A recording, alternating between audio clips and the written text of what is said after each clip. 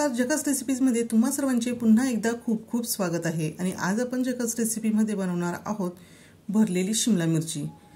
आता ही भरलेली शिमला मिरची बनवण्यासाठी इथे मी काही शिमला मिरची घेतलेले आहे, त्या मी स्वच्छ धुवून घेतलेले आहे। त्यानंतर शिमला मिरचीचे जे वरचे देठ आहे तर ते काढून घेतलेले आहे। त्याचबरोबर जर या शिमला मिरचीच्या आतल्या बाजूला काही बिया वगैरे असतील तर त्या सुद्धा आपल्याला काढून ही शिमला मिरची आतल्या बाजूने अगदी व्यवस्थित अशी पोकळ करून घ्यायची आहे। म्हणजे आपण यामध्ये मसाला भरून ही शिमला मिरची तयार करून घेऊ शकतो। आता व्हिडिओ दाखवल्याप्रमाणे तुम्हाला या शिमला मिरचीचे देठ काढून आतला भाग हा पोकळ करून घ्यायचा आहे। सर्व शिमला मिरची हे देठ काढून तयार झालेले आहे, तर लगेचच आपण यासाठी लागणारा जो मसाला आहे तर तो आपण तयार करून घेणार आहोत। सर्वात आधी एका मिक्सरच्या भांड्यामध्ये पाव वाटी किसून घेतलेले सुके खोबरे घेतलेले आहे, 1 वाटी भाजलेले शेंगदाणे, पाव इंच आलं, त्याचबरोबर 10 ते 15 लसणाच्या पाकळ्या घेतलेल्या आहे आणि मूठभर आपल्याला स्वच्छ धुवून घेतलेली कोथिंबीर यामध्ये घालून घ्यायची आहे। त्यानंतर यामध्ये मी 1 चमचा जिरं घालून घेणार आहे, त्यामुळे आपल्याला नंतर यामध्ये जिरं पावडर घालण्याची अजिबात आवश्यकता नाही। आता यामध्येच आपण काही मसाले सुद्धा घालणार आहोत, तर छोटा 1 चमचा यामध्ये मी हळद घालून घेतलेली आहे, त्याचबरोबर 2 चमचे इथे मी लाल मिरची पावडर घातलेली आहे। तुमच्या आवडीनुसार लाल मिरचीचे प्रमाण तुम्ही कमी अधिक हे करू शकतात।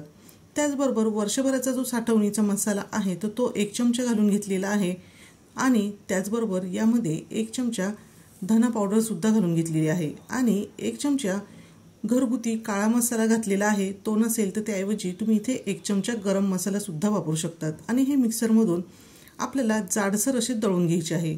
दळताना आपल्याला यामध्ये अगदी थेंबर सुद्धा पाण्याचा वापर करायचा नाही। त्याचबरोबर आपण इथे कोथिंबीर जी वापरलेली होती तर त्यामध्ये सुद्धा थोडे सुद्धा आपल्याला पाणी शिल्लक ठेवायचे नाही। आता आपण तयार करून घेतलेले जो वाटण म्हणजे जो मसाला आहे तो एका ताटामध्ये काढून घेतलेला आहे। त्यामध्येच आपल्याला चवीनुसार मीठ घालून घ्यायचे आहे। त्याचबरोबर मी इथे 1 चमचाच तेल घालते आहे, कारण की इथे तुम्ही बघितलेच असेल आपण तयार केलेला हा जो मसाला आहे तर तो अगदी कोरडा न होता हलकासा तो ओलसर असा तयार झालेला आहे।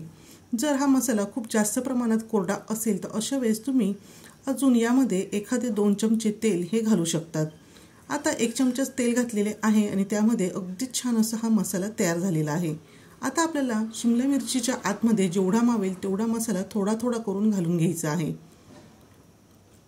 याच पद्धतीने मी बाकीच्या सुद्धा सर्व शिमला मिरची हे भरून घेणार आहे। आज आपण भरलेली शिमला मिरची करण्यासाठी हा जो मसाला तयार केलेला आहे तर तो फक्त शिमला मिरचीसाठीच न वापरता तुम्ही इतर वेगवेगळ्या भरलेल्या भाज्या तयार करण्यासाठी सुद्धा वापरू शकता। जसे की यापासून तुम्ही भरलेली वांगी, भरलेला दोडका अथवा भरलेली ढेमसी असे वेगवेगळे भाज्यांचे प्रकार हे करू शकतात। सर्व शिमला मिरची भरून झालेल्या आहे, लगेचच आपण भाजी करायला घेणार आहोत। त्यासाठी एका कढईमध्ये भाजीच्या चमच्याने 1 चमचा तेल मी घालून घेतलेले आहे, त्यातच 1 चमचा जिरं घातलेलं आहे आणि अगदी चिमूटभर यामध्ये घातलेला आहे हिंग आणि पोहे खाण्याच्या चमच्याने जर आपण बघितले तर 3 ते 4 चमचे तेल यामध्ये मी घालून घेतलेले आहे। जिरं छान असे तडतडल्यानंतर यामध्येच मी भरलेली जी शिमला मिरची आहे तर ती एक एक करून ठेवून घेणार आहे। आता आपल्याला गॅसची फ्लेम मीडियम ठेवायची आहे आणि हलकीशी ही शिमला मिरची ह्या तेलामध्ये आपल्याला परतवून घ्यायची आहे। जोपर्यंत ह्या शिमला मिरचीला हलकेसे असे डाग येत नाही तोपर्यंत आपण ही शिमला मिरची अशी तेलामध्ये परतवून घेणार आहोत आणि त्यानंतर गॅसची फ्लेम अगदी लो ठेवून आपण यावर झाकण ठेवायचं आहे। अगदी आपण 2 मिनिटांसाठी याला एक वाफ काढून घेणार आहोत आणि पुन्हा आपण ही शिमला मिरची पलटवून घ्यायची आहे। अशा पद्धतीने ही शिमला मिरची सर्व बाजूने व्यवस्थित अशी शिजली जाईल आणि ही शिमला मिरची पलटवून झाल्यानंतर पुन्हा आता आपण यावर झाकण ठेवणार आहोत आणि पुन्हा 2 मिनिटांसाठी वाफ काढून घेणार आहोत। 2 मिनिटांनंतर आता ही शिमला मिरची खालच्या बाजूने सुद्धा छान अशी नरम झालेली आहे। आता आपल्याला ही शिमला मिरची पूर्णपणे व्यवस्थित शिजवून घ्यायची आहे, पण जर आपण अशाच पद्धतीने ही शिमला मिरची शिजवली तर ती जळू शकते। त्यासाठी यामध्ये मी भाजीच्या चमच्याने 1 चमचा पाणी हे घालून घेतलेले आहे। अशामुळे ही शिमला मिरची जळणार नाही आणि ती शिजायला सुद्धा मदत होईल।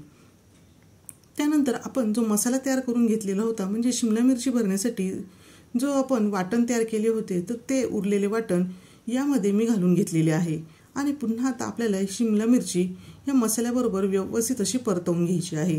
आता आपल्याला शिमला मिरची शिजवायची आहे, त्यासाठी आपण यामध्ये पुन्हा थोडेसे असे पाणी घालून घ्यायचे आहे। इथे आपल्याला आवश्यकतेनुसारच पाण्याचा वापर करायचा आहे। पाणी घातल्यामुळे हा घातलेला जो मसाला आहे तो अजिबात जळणार नाही।